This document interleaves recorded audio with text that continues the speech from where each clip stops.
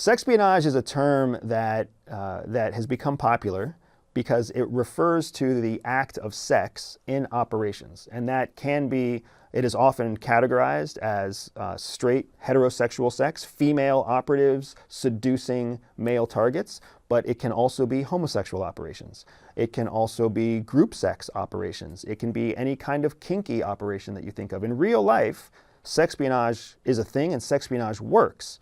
What's important to understand is that sex in operations is not something that the CIA encourages or condones for its own officers.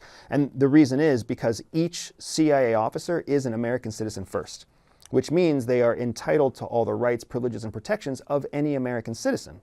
So just like you can't force someone into a sexual act against their will, you can't order someone to execute a sexual act against their will. So CIA very much prides itself on professionalizing all of its officers to keep sex completely separate from operations.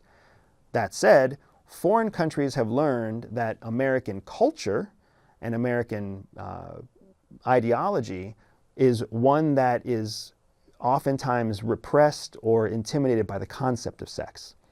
For as powerful a country and as wealthy a country as we are still very sexually repressed. So it's a very successful operational tactic for foreign countries to use sexpionage against American targets, because in a foreign country, the individual does not have the same rights and protections that a US citizen has. So perhaps China would order a Chinese intelligence officer to have sex with an American target, or Russia would order it, or Belarus would order it, right? Because they have a completely different set of governing guidelines for their citizens. And they know that American citizens are susceptible to love, acceptance, physical intimacy, and oftentimes we feel guilty about it because we were built on a Christian foundation.